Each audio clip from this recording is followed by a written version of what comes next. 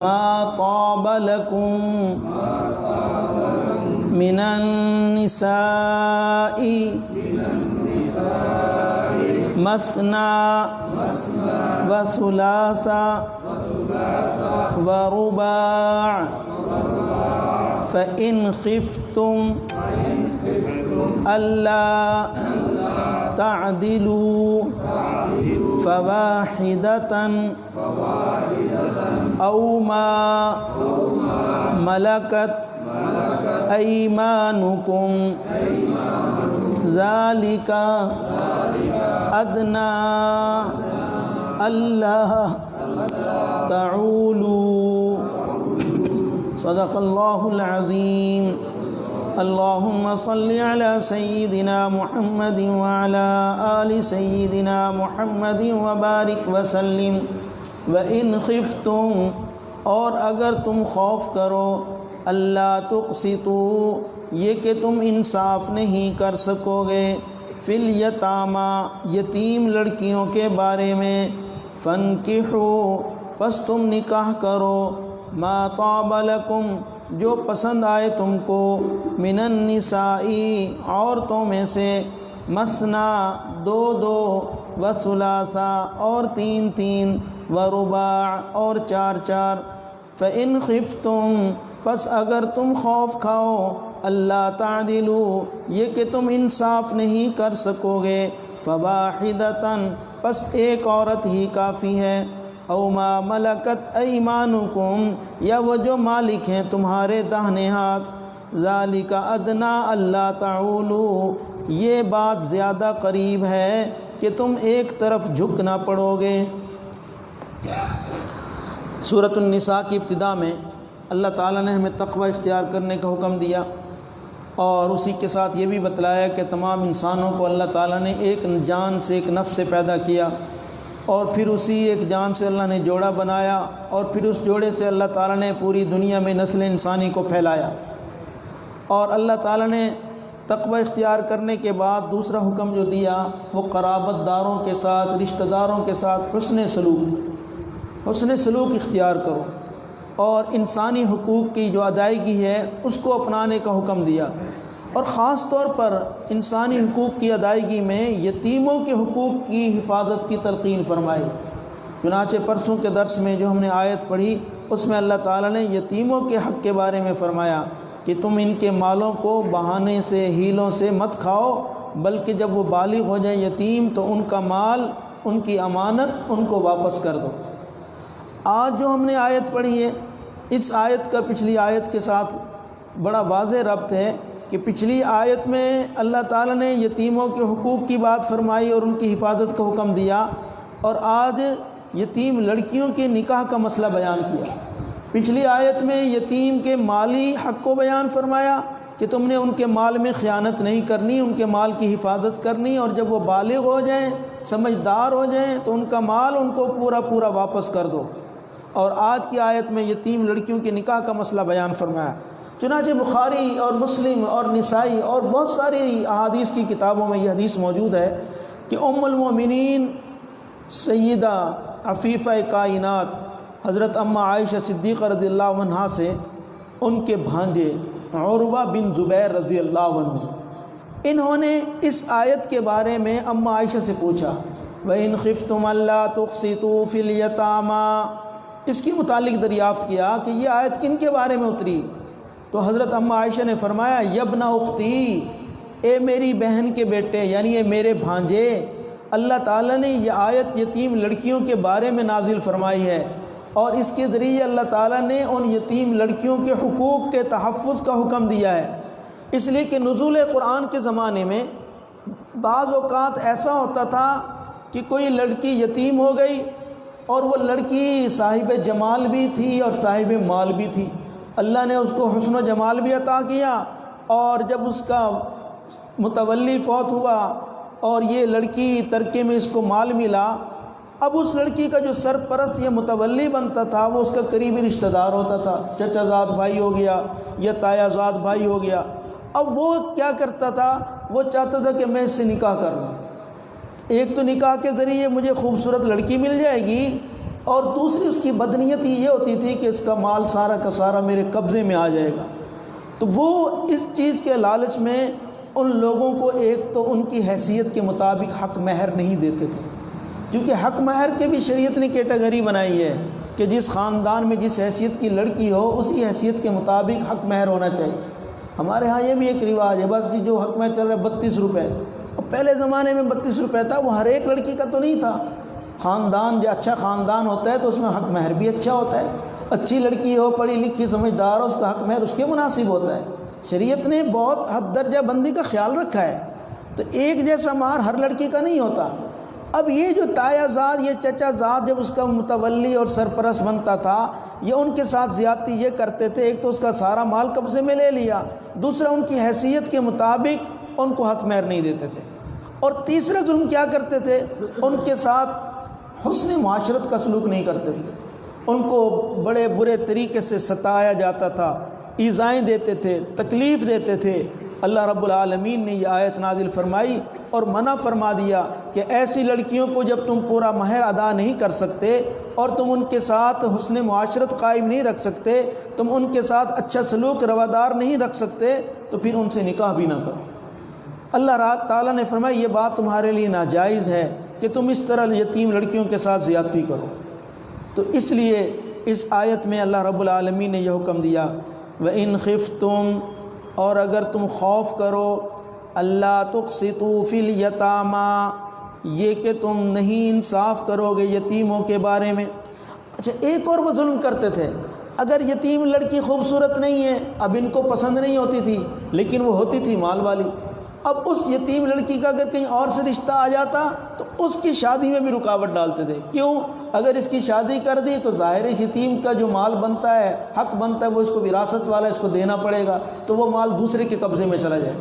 تو خود شادی نہیں کرتے تھے اس لیے کہ وہ خوبصورت نہیں ہے، اور دوسروں کے ساتھ شادی اس لیے نہیں کرتے تھے کہ یہ مال سارا وہ دوسرے کے پاس چلا جائے گا، اس لیے یہ بھی ان کے ساتھ زیادتی ہوتی تھی۔ تو اللہ رب العالمین نے ان دونوں زیادتیوں سے منع کیا ہے کہ دیکھو اگر تمہیں اس کے ساتھ نکاح کی خواہش نہیں ہے تو دوسری جگہ سے اگر اس کا رشتہ آ گیا ہے تو تم اس کا نکاح کرو، اس کی شادی کرو، اور جو اس کا مال بنتا ہے وراثت والا وہ اس کو ادا کرو۔ یہ تم یتیم لڑکیوں کی حق تلفی مت کرو، ان کے حقوق کو ضائع مت کرو۔ اس لیے اللہ تعالیٰ فرما رہے ہیں کہ اللہ تقسطوا فی الیتامی، کہ تم انصاف نہیں کر سکو گے یتیموں کے بارے میں، تو فانکحوا ما طاب لکم، جب تم ان کا حق مہر پورا ادا نہیں کر سکتے، ان کے ساتھ انصاف والا سلوک نہیں کر سکتے، تو پھر تم ان کے علاوہ جہاں چاہو تم نکاح کر لو۔ ضروری تو نہیں کہ اس یتیم لڑکی سے تم نے رشتہ کرنا ہے، تم جہاں تمہیں ان کے علاوہ کوئی عورت پسند آ جائے تو وہاں تم نکاح کر لو۔ اس لیے فرمایا فانکحوا ما طاب لکم، بس تم نکاح کرو ان عورتوں سے ما طاب لکم جو تم کو پسند ہو، من النساء، ان یتیم عورتوں کے علاوہ میں سے، یتیم بچیوں کے علاوہ جو تمہیں عورتیں پسند آئیں ان میں سے تم نکاح کر لو۔ بے شک ایک نہیں، دو دو کرو، تین تین کرو، چار چار کرو، شریعت تمہیں منع نہیں کرتی۔ ہاں شریعت یہ بات کہتی ہے کہ تم اگر ایک سے زائد عورتوں سے نکاح کرتے ہو تم ان کے حقوق کا خیال کرو، ان کے اندر مساوات رکھو۔ اصل میں فطرت کے اعتبار سے اللہ تعالیٰ نے انسان 3 قسم کے بنائے ہیں۔ ادنا درجے کا انسان وہ ہوتا ہے جس کے اندر قوت با جو ہے وہ کمزور ہے، معمولی ہے، تو اس کو شریعت نے کہا ہے کہ تم ایک عورت سے نکاح کرو، تم اسی کی خواہش پوری کر سکتے ہو، تمہارے اندر دوسری کی نکاح کی ہمت نہیں ہے تو اس لیے تم دوسرا نکاح مت کرو، ایک ہی کرو، تم ایک ہی بیوی پر اکتفا کرو۔ اور دوسرے قسم کے انسان وہ ہیں جن کو اللہ تعالیٰ نے درمیانی قسم کی قوت عطا فرمائی ہے، ان کے پاس مال بھی ہے اور قوت با بھی درمیانی قسم کی ہے، تو شریعت نے کہا کہ یہ 2 نکاح کر لیں، یہ 2 شادیاں کر لیں، بجائے اس کی کہ یہ گناہ میں مبتلا ہوں تو یہ ایک کے علاوہ ایک اور بیوی کر لیں۔ اور تیسرا جو اعلیٰ درجہ ہے وہ یہ ہے کہ جس انسان کو اللہ تعالیٰ نے بہت زیادہ مال بھی عطا کیا ہے اور طاقت بھی عطا کی ہے تو اس کو شریعت نے کہا ہے کہ تم 4 عورتوں سے نکاح کرنا چاہو تو کر سکتے ہو، تاکہ تم اپنی خواہش بھی پوری کرو لیکن شریعت کی حدود میں رہتے ہوئے تم ان کے ساتھ مساوات بھی کرو۔ تو بیک وقت 4 عورتوں سے نکاح کی اجازت ہے، 4 عورتوں سے نکاح کرنا شریعت نے فرض واجب قرار نہیں دیا، لیکن وہ اجازت بھی اللہ تعالیٰ نے مشروط کر دی فَإِنْ خِفْتُمْ أَلَّا تَعْدِلُوا، اگر تمہیں ڈر ہے اس بات کا کہ تم انصاف نہیں کر سکو گے، اگر تم ایک سے زائد بیوی سے نکاح کرنا چاہتے ہو لیکن تمہیں اس بات کا بھی خوف ہے کہ تم مساوات قائم نہیں کر سکو گے، تو فَوَاحِدَةً، تو پھر تمہارے لیے ایک بیوی کافی ہے، پھر تمہیں دوسرا نکاح کرنے کی اجازت نہیں ہے۔ اگر تم حقوق ادا نہیں کر سکتے، انصاف کس میں ہوتا ہے؟ حق مہر میں انصاف ہو، رہائش کے اعتبار سے، کھانے پینے کے اعتبار سے، لباس کے اعتبار سے، حسن معاشرت کے اعتبار سے، اگر یہ سارے حقوق میں تم برابری کر سکتے ہو تو پھر تو تم دوسری یا تیسری یا چوتھی بیوی کر لو، اور اگر تم یہ نہیں کر سکتے پھر تمہارے لیے ایک ہی بیوی کافی ہے۔ تو ایک بیوی کی صورت میں اللہ رب العالمین نے پھر یہ فرما دیا کہ اگر تمہیں کوئی باندھی ملتی ہے، او ما ملکت ایمانکم، یا وہ جو مالک ہیں تمہارے دائیں ہاتھ، چونکہ پہلے زمانے میں باندیاں ہوتی تھیں، جنگ ہوتی تھی تو اس جنگ میں جو لوگ گرفتار ہو جاتے تھے تو مردوں کو غلام بنا لیا جاتا تھا، عورتوں کو باندی بنا لیا جاتا، اور باندی کے ساتھ نکاح کی ضرورت نہیں ہوتی تھی، باندی کے ساتھ اس آقا کو بغیر نکاح کے ہی اپنی شہوت پوری کرنے کی اجازت شریعت نے دی تھی۔ تو اس لیے فرمایا کہ اگر تم دوسرا نکاح، دوسری شادی نہیں کر سکتے اور مساوات نہیں کر سکتے تو پھر تم باندی رکھ لو۔ باندی سے مراد یہ نہیں جو آج کل نوکرانیاں ہیں، یہ نہیں ہے، نوکرانیوں کے ساتھ بالکل حرام ہے شریعت میں اس طرح کا معاملہ کرنا اور اس طرح خواہش کو پورا کرنا۔ یہ تو غلام اور باندیاں ہوتی تھیں اس زمانے میں، آج کل تو یہ رواج ہی ختم ہو گیا، تو اس زمانے میں چونکہ ہوتا تھا، اور وہ بھی شریعت نے اس لیے غلام باندیوں کو اختیار کرنے کو حکم دیا تھا کہ چونکہ وہ کافر ہوتے تھے۔ اب کافروں کو مسلمان بنانے کا یہ ایک طریقہ اپنایا گیا کہ جو غلام بن گئے وہ ظاہر ہے وہ اپنے آقا کی خدمت کریں گے، اس کی صحبت میں رہیں گے، اور آقا مسلمان ہوگا تو یہ بھی اس کو دیکھ کر مسلمان ہو جائیں گے۔ اسی طرح جو عورتیں وہ باندیاں بن کر رہیں گی تو وہ ان کا رہن سہن دیکھیں گی، ان کا اخلاق دیکھیں گے تو ہو سکتا ہے وہ بھی مسلمان ہو۔ اسلام نے وہاں بھی ان کو کفر کی حد سے نکالنے کے لیے ان کو باندیاں اور غلام بنانے کی اجازت دی تھی تاکہ یہ لوگ بھی مسلمان ہو جائیں اور آخرت کے عذاب سے بچ جائیں۔ تو اس لیے اس زمانے میں یہ غلام اور باندیاں ہوتی تھیں۔ تو اسلام نے 4 عورتوں سے جو نکاح کی اجازت دی تو یہ فرض اور واجب قرار نہیں دی، بلکہ اس آدمی کے حق میں اجازت دی جو حقوق صحیح معنی میں ادا کر سکے، اور یہ بھی بتا دیا کہ ایک وقت میں تم 4 ہی رکھ سکتے ہو، 4 سے زیادہ نہیں رکھ سکتے۔ ہاں اگر کسی کی ایک بیوی فوت ہو جائے یا کسی کو طلاق ہو جائے تو اس کی جگہ اگر وہ اور لانا چاہتا ہے تو وہ لا سکتا ہے۔ زمانہ جاہلیت میں لوگ کیا کرتے تھے، ان کی بیویوں کی تعداد ہی نہیں ہوتی تھی، جو جتنا چاہتا جتنی عورتوں سے نکاح کرنا چاہتا کر لیتا تھا، کوئی حد بندی نہیں تھی۔ لیکن اللہ رب العالمین نے ہمارے مذہب اسلام میں یہ خوبصورتی رکھی کہ تم 4 عورتیں نکاح میں رکھ سکتے ہو، 4 سے زیادہ نہیں رکھ سکتے۔ زمانہ جاہلیت میں لوگ 10 بھی رکھتے تھے، 8 بھی رکھتے تھے۔ چنانچہ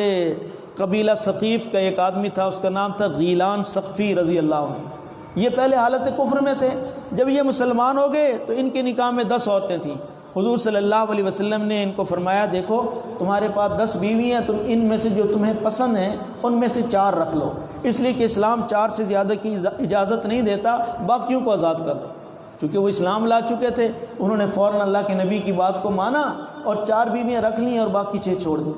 اور اسی طریقے سے قبیلہ اسد بڑا مشہور قبیلہ تھا، اس قبیلہ اسد کے ایک صحابی تھے حضرت عمیر اسدی رضی اللہ عنہ، یہ بھی پہلے کفر کی حالت میں تھے۔ اللہ تعالیٰ نے جب ان کو اسلام لانے کی توفیق دی اور یہ حلقہ اسلام میں داخل ہو گئے تو انہوں نے بھی پھر، ان کی 8 بیویاں تھیں تو انہوں نے پھر 4 کو فارغ کر دیا اور 4 جو پسند تھیں وہ اپنے نکاح میں رکھ لیں۔ ایک اور صحابی کے متعلق آتا ہے، ان کے نکاح میں 5 عورتیں تھیں زمانہ جاہلیت میں، لیکن جب انہوں نے اسلام قبول کیا تو نبی علیہ الصلوۃ والسلام نے ان کو بلایا اور ان کو فرمایا اختر 4 منہن، تم ان 5 میں سے 4 اپنی پسند کر لو، اس لیے کہ 4 سے زیادہ کی اسلام اجازت نہیں دیتا۔ تو چنانچہ انہوں نے بھی ایک کو چھوڑ دیا اور 4 جو ہیں ان کو اپنے نکاح میں رکھا۔ تو دیکھیں اسلام نے یہ حد بندی کر دی کہ 4 سے زیادہ رکھنے کی اجازت نہیں ہے۔ تو یہ بات اچھی طرح سمجھ لینی چاہیے کہ 4 کے لیے حکم نہیں ہے کہ فرض واجب نہیں ہے، اور دوسرا اجازت بھی مشروط قرار دے دی، اور تیسرا یہ بات بھی سمجھا دی کہ نبی علیہ الصلوۃ والسلام کے امتی کے لیے 4 سے زیادہ عورتیں اپنے نکاح میں رکھنا ناجائز ہے۔ اب یہاں پر اشکال ہوتا ہے کہ مسلمانوں کے پیغمبر کی تو 4 سے زیادہ بیویاں تھیں۔ آپ صلی اللہ علیہ وسلم نے 13 نکاح کیے ہیں، 2 تو بغیر قربت کے ہی فارغ ہو گئی تھیں، اور 11 کے ساتھ آپ نے مقاربت کی، اور ایک وقت میں 9 بیویاں آپ کے پاس رہی ہیں۔ اور یہ صرف نبی علیہ السلام کی بات نہیں ہے، بلکہ جتنے بھی دنیا میں انبیاء آئے، ہر نبی کی شریعت میں نبی کو اجازت تھی کہ وہ جتنی چاہے بیویاں رکھ لے۔ اللہ تعالیٰ نے اپنے انبیاء کو اس بات کی اجازت دی تھی۔ حضور اکرم صلی اللہ علیہ وسلم کو بھی اللہ تعالیٰ نے 4 سے زائد بیویوں کی اجازت دی تھی۔ اس سورۃ احزاب میں ہم تفصیل پڑھیں گے کہ نبی کے لیے کوئی حد بندی نہیں ہے، لیکن امتی کے لیے حد بندی کر دی گئی، اور اس آیت میں کر دی گئی ہے کہ تم 4 رکھ سکتے ہو، 4 سے زیادہ نہیں رکھ سکتے۔ اب یہاں پر جو مغربی لوگ ہیں، مغربی اقوام ہیں، انہوں نے بڑا پروپیگنڈا کیا اسلام کے خلاف، لوگوں کو اسلام سے بدظن کرنے کے لیے، کہ دیکھو مذہب اسلام میں جو ہے ایک نہیں 4 شادیوں کی اجازت دی، تعدد ازواج، متعدد بیویاں رکھنے کی اجازت دی۔ معلوم ہوتا ہے یہ مسلمان جو ہے نا، یہ بڑے عیاش ہیں، یہ بڑے شہوت پرست ہیں۔ تو اس طریقے سے 200 سال تک وہ اس کا پروپیگنڈا کرتے رہے، اور 200 سال کے بعد مسلمانوں کی صفوں میں انتشار پیدا کرنے میں وہ کامیاب ہو گئے۔ حالانکہ یہ 1 سے زیادہ بیوی رکھنے کی اسلام نے اجازت دی تھی، فرض واجب تو قرار نہیں دیا تھا۔ یہ تو بڑی آسان بات تھی کہ کسی کے اوپر فرض نہیں کیا کہ تم 4 بیویاں رکھو، یا 1 سے زیادہ 2 رکھو یا 3 رکھو، صرف اجازت دی، اور وہ اجازت بھی مشروط دی کہ جس کے پاس جسمانی طاقت ہو اور جو مالی لحاظ سے مضبوط ہو وہ رکھ سکتا ہے، ورنہ اس کے علاوہ کوئی اور شخص نہیں رکھ سکتا۔ تو ایک تو انہوں نے یہ پروپیگنڈا کیا، اور دوسرا انہوں نے حضور اکرم صلی اللہ علیہ وسلم کی ذات کے بارے میں ان کو نشانہ بنایا، ان پر طنز کی کہ دیکھو مسلمانوں کا نبی جو ہے معاذ اللہ وہ کتنا عیاش تھا کہ اس نے 4 سے زیادہ 9 بیویاں رکھی ایک وقت میں، تعدد ازواج کیے، متعدد نکاح کیے۔ حالانکہ یہ بات اگر دیکھی جائے تو حضور صلی اللہ علیہ وسلم نے کیا عیاشی کی ہے؟ آپ صلی اللہ علیہ وسلم کی جو پہلی شادی ہے 25 سال سے 50 سال تک جو شادی ہے وہ ایک بیوہ عورت سے، اور وہ بیوہ بھی ایسی 1 سے نہیں 2 سے بیوہ تھی۔ حضرت ام المؤمنین حضرت اماں خدیجہ رضی اللہ عنہا سے آپ نے جو نکاح کیا وہ 25 سال کی عمر میں کیا، اور 25 سال سے لے کر 50 سال تک یہ دور شباب ہوتا ہے، یہ ہوتا ہے اصل انسان کا جوانی کا وقت۔ اس جوانی کے وقت میں تو آپ کی ایک ہی بیوی تھی، اور اس کی عمر بھی آپ سے 15 سال زیادہ تھی۔ اگر معاذ اللہ مسلمانوں کے نبی عیاش ہوتے تو وہ جوانی میں کسی جوان لڑکی سے شادی کرتے، یا جوانی میں متعدد بیویوں سے شادی کرتے؟ آپ صلی اللہ علیہ وسلم نے تو ایسا نہیں فرمایا۔ آپ نے تو 25 سال کی عمر سے لے کر 50 سال تک ایک بیوہ عورت کے ساتھ وقت گزارا، اور وہ بیوہ عورت بھی آپ سے عمر کے لحاظ سے 15 سال بڑی تھی۔ 50 سال کے بعد پھر آپ نے دوسرا نکاح کیا، اور اسی طرح 55 سال کی عمر میں پھر آپ کے متعدد نکاح ہوئے، اور وہ عمر تو عیاشی کی نہیں ہوتی۔ اس وقت تو انسان کے اعضاء کمزور ہوتے ہیں، قوت بائی کمزور ہو جاتی ہے۔ اس وقت جو آپ نے اتنے نکاح کیے وہ اسلام کی ترویج کے لیے کیے، تاکہ دنیا کے اندر اسلام پھیلے اور گھر گھر کے اندر اسلام پہنچ جائے۔ اس لیے آپ صلی اللہ علیہ وسلم نے پھر مختلف قبائل کی عورتوں سے اور بیوہ عورتوں سے نکاح کیا، متعلقہ عورتوں سے آپ نے نکاح کیا، تاکہ اسلام جو ہے وہ گھر گھر میں پہنچ جائے۔ تو حضور صلی اللہ علیہ وسلم معاذ اللہ نہ وہ شہوت پرست تھے نہ وہ عیاش تھے، یہ مخالفین کا پروپیگنڈا ہے۔ اس لیے مولانا عبید اللہ سندھی رحمۃ اللہ علیہ فرماتے ہیں کہ یہ غیر مسلم اقوام نے، انگریز نے یہ پروپیگنڈا کر کے لوگوں کو اسلام سے دور رکھنے کی کوشش کی ہے۔ ایک تو انہوں نے یہ پروپیگنڈا کیا نبی علیہ السلام کی ذات کے بارے میں، اور دوسرا پروپیگنڈا انہوں نے قرآن کے بارے میں کیا۔ چنانچہ قرآن کے بارے میں وزیر اعظم برطانیہ اس نے اپنی پارلیمنٹ میں یہ کہا کہ جب تک یہ قرآن اس دنیا میں ہے تو انسان مہذب نہیں بن سکتا۔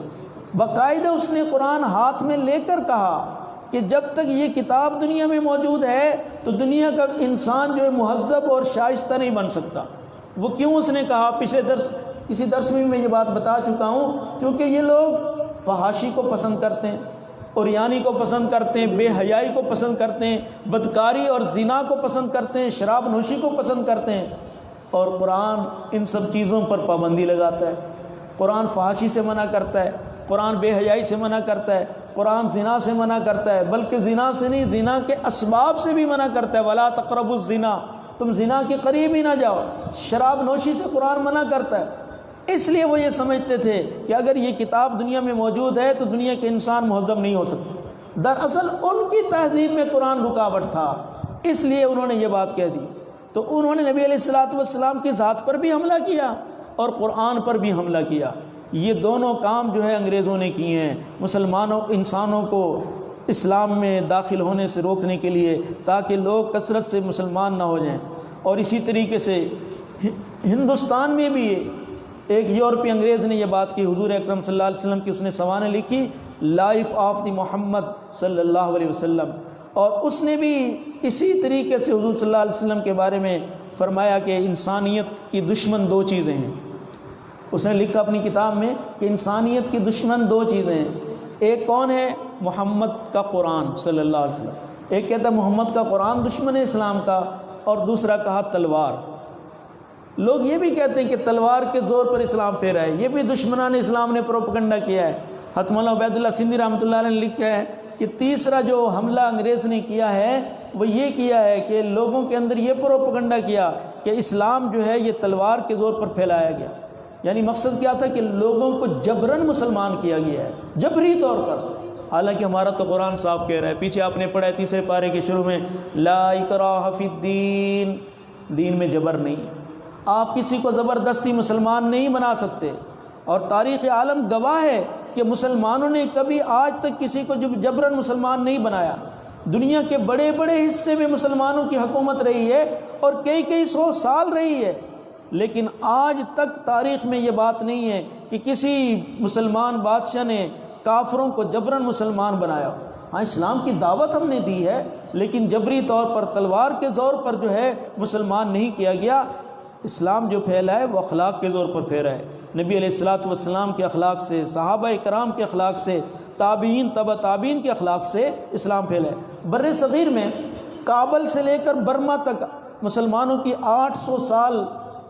حکومت رہی ہے، 800 سال اقتدار رہا ہے، لیکن تاریخ سے کہیں بھی یہ بات ثابت نہیں کی جا سکتی کہ کسی ایک شخص کو بھی جبراً جو مسلمان بنایا گیا ہو۔ جتنے لوگ بھی اسلام میں داخل ہوئے وہ مسلمانوں کا اخلاق دیکھ کر داخل ہوئے۔ خلافت راشدہ ہو یا عالم اسلام کی پوری تاریخ اٹھا کر دیکھ لیں، کہیں بھی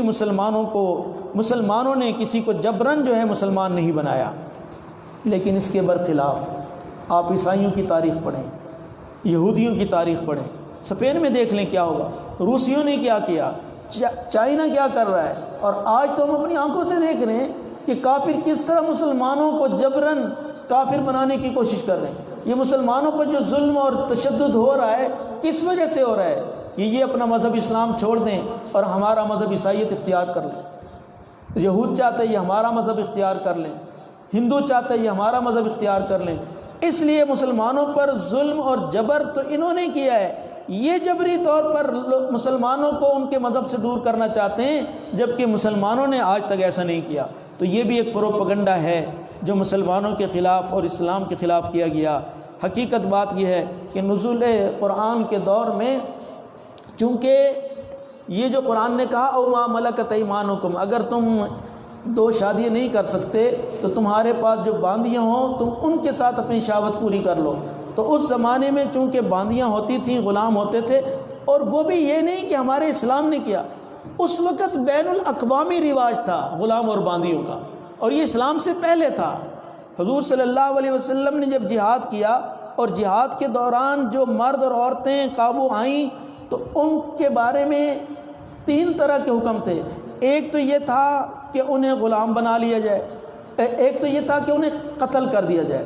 اور دوسرا یہ تھا کہ فدیہ لے کر ان کو چھوڑ دیا جائے، اور ایسا ہوتا رہا ہے۔ اور تیسرا حکم یہ تھا کہ ان کو غلام اور لونڈی بنا لیا جائے، اور یہ غلام اور لونڈی کا رواج اس وقت ایک بین الاقوامی رواج تھا، انٹرنیشنلی طور پر ایسا تھا، پوری دنیا میں ایسا ہوتا تھا۔ تو اس لیے اسلام نے بھی پھر مجاہدین کو اس بات کی اجازت دے دی کہ تم ان کو اپنا غلام اور اپنی باندی بنا سکتے ہو، چونکہ اگر ان کو اسی حالت میں جیل میں بند کر دیا جاتا، اسلام کیا خوبصورت مذہب ہے کہ اگر وہ جو کافر تمہارے ہاتھ چڑھے ہیں، مرد ہیں یا عورت ہیں، اگر ان کو جیل میں بند رکھا جاتا تو ظاہر خطرہ تھا کہ یہ اکٹھے ہو کر بغاوت نہ کر دیں. ظاہر جب قیدی اکٹھے ہوں گے تو کچھ نہ کچھ تو سوچیں گے، تو بغاوت نہ کر دیں. اس لیے اسلام کی تعلیم دیکھو کہ اسلام نے کہا جو مجاہدین کے ہاتھ جہاد میں کافر قید ہو کر آئے ہیں، اگر تو وہ فدیہ لے کر اپنی جان چھڑانا چاہیں تو چھڑا لیں، اگر وہ رہنا چاہتے ہیں تو اسلام نے کہا ان کو بیت المال میں مت رکھو، کہیں بیت المال پر بوجھ پڑے گا. اور دوسرا اگر ایک جیل میں رکھو گے تو بغاوت کریں گے، اسلام نے کہا ان کو مجاہدین میں تقسیم کر دو. جب مجاہدین میں تقسیم ہو جائیں گے تو کسی کے حصے میں ایک غلام آئے گا، کسی کے حصے میں ایک باندی آئے گی. اب ظاہر ہے جب یہ اس کی خدمت کریں گے تو اس کا آقا اپنا بوجھ برداشت کرے گا، بیت المال پر اس کا بوجھ نہیں ہوگا، حکومت پر اس کا کوئی خرچہ نہیں ہوگا، جو ان سے خدمت لے گا وہ ان پر خرچ بھی کرے گا. اور ظاہر خادم پر خرچ کرنا انسان کو دکھتا نہیں ہے. جب ایک آدمی کسی کے اچھے انداز میں خدمت کر رہا ہو تو مالک کا خود دل چاہتا ہے کہ میں اس کے کھانے پینے کا خیال کروں، میں اس کی رہائش کا خیال کروں، میں اس کے لباس کا خیال کروں. آج بھی ہم دیکھتے ہیں جو لوگ اپنے مالکوں کے ساتھ اچھا سلوک کرتے ہیں، جو نوکر اچھی خدمت کرتے ہیں، تو مالک کھلے دل کے ساتھ ان پر خرچ کرتا ہے. تو اسلام نے بیت المال پر بوجھ نہیں ڈالا، اور دوسرا ان کو بغاوت سے بچایا ہے. اگر وہ بغاوت کر دیتے تو پھر جنگ کا کیا فائدہ ہوتا کہ ایک جنگ بھی کی اور ان سے ملک بھی فتح کیا، قبضے میں لیا اور ان کو گرفتار بھی کیا. اب بغاوت کرتے تو پھر تو وہی اسلام کو تو فائدہ نہ ہوتا، اور پھر تقسیم کر دیا تاکہ بیت المال پر بوجھ نہ ہو. دیکھیے اسلام کتنا خوبصورت مذہب ہے. تو اس لیے صحابہ کرام رضی اللہ عنہ کو دیکھ لیجئے کہ ان کے پاس جو بھی غلام اور باندیاں ہوتی تھیں، اور انہوں نے ان کو پھر ہمیشہ غلام باندی نہیں رکھا. اللہ کے نبی صلی اللہ علیہ وسلم نے فضائل بیان کیے کہ غلام کو آزاد کرنے پر کتنی فضیلت ہے، باندی کو آزاد کرنے پر کتنی فضیلت ہے. اور جن کے پاس اپنے نہیں ہوتے تھے، دوسروں کے ہوتے تھے، اسلام نے کہا ان کو خرید کر آزاد کر دو، تو اس کی فضیلت بیان کر دی. اور پھر تعزیرات میں یہ مسئلہ رکھ دیا کہ اگر کسی سے یہ غلطی سرزد ہو جائے فتحریر رقبہ، وہ غلام آزاد کرے. یہ دیکھو اسلام نے تو باندیوں کو اور غلاموں کو بھی آزادی کی تعلیم دی ہے، اور ان کو مستقل غلام اور باندی رکھنے کا حکم نہیں دیا، بلکہ لونڈی اور غلام کو دنیا میں اس نظام کو ختم کرنے کے لیے عملی قدم اٹھایا. تو یہ آج کیسے کہتے ہیں کہ اسلام نے جو ہے وہ غلام اور باندیوں پر ظلم کیا ہے؟ نہیں، بلکہ اسلام نے اس کبھی رواج کے خاتمے کی کوشش کی ہے اور غلام اور باندیوں کو آزاد کرنے کی ترغیب دی ہے اسلام نے. اس لیے فرمایا ذالک ادنی اللہ تعولوا، اگر تم زیادہ بیویوں میں انصاف نہیں کر سکتے تو پھر ایک بیوی پر اکتفا کرو، یا ایک لونڈی کے ساتھ اپنی شہوت پوری کرو. ذالک ادنی اللہ تعولوا، یہ زیادہ قریب ہے کہ تم ایک طرف جھک نہ پڑو. ظاہر جب انصاف نہیں ہوگا تو پھر انسان ایک عورت کی طرف جھکے گا نا. تو اللہ فرماتے ہیں اس سے بہتر ہے کہ تم ایک ہی عورت کو نکاح میں رکھو تاکہ تم دوسری عورت کو نکاح میں لا کر زیادتی نہ کرو. اور آج کل یہی ہو رہا ہے کہ جن لوگوں نے 2 3 شادیاں کر رکھی ہیں وہ مساوات قائم نہیں کرتے، پہلی بیوی کو تنگ کرتے ہیں، اس کے حقوق کی صحیح معنی میں ادا نہیں کرتے. تو اللہ تعالیٰ نے تو شروع سے یہ بات ہمیں سمجھا دی، شروع اسلام سے ہی جب قرآن کا نزول ہو رہا تھا اسی وقت یہ مسئلہ بیان کر دیا کہ دیکھو اگر انصاف کر سکو تو پھر تم ایک سے زیادہ نکاح کرو، اور اگر نہیں کر سکتے تو پھر فواحدہ، پھر ایک ہی بیوی تمہارے لیے کافی ہے. دیکھیے وَإِنْ خِفْتُمْ أَلَّا تُقْسِطُوا فِي الْيَتَامَى، اور اگر تم خوف کھاؤ اللہ تقسطوا، یہ کہ تم انصاف نہیں کر سکو گے، فی الیتامی یتیم لڑکیوں کے بارے میں، فَانْكِحُوا مَا طَابَ لَكُمْ، پس تم نکاح کرو ان عورتوں سے، طَابَ لَكُمْ جو پسند آئیں تم کو، مِنَ النِّسَاءِ ان یتیم لڑکیوں کے علاوہ دوسری عورتوں میں سے،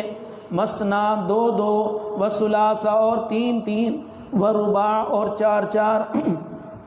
فَإِنْ خِفْتُمْ، بس اگر تم خوف کھاؤ، اللہ تعدلوا، یہ کہ تم انصاف نہیں کر سکو گے، مساوات نہیں قائم کر سکو گے، عدل نہیں کر سکو گے، فواحدہ، پھر ایک ہی بیوی کافی ہے، او ما ملکت ایمانکم، یا وہ جو مالک ہیں تمہارے دائیں ہاتھ. اس سے مراد باندیاں ہیں، کیونکہ باندیوں کے مالک ہوتے تھے لوگ. ذالک ادنا اللہ تعولوا، یہ زیادہ قریب ہے اس بات کے کہ تم ایک طرف جھک نہ پڑو۔ ایک طرف ہی تمہارا جھکاؤ ہو گیا تو پھر مساوات نہیں رہے گی۔ اور حضور صلی اللہ علیہ وسلم نے بڑی سخت وعید بیان فرمائی ہے کہ جس انسان کی 2 بیویاں ہوں اور وہ ان کے درمیان مساوات قائم نہ کرے تو قیامت کے دن اللہ کے نبی صلی اللہ علیہ وسلم نے فرمایا وہ سخت عذاب میں گرفتار ہوگا۔ اللہ رب العالمین ہمیں اسلام کی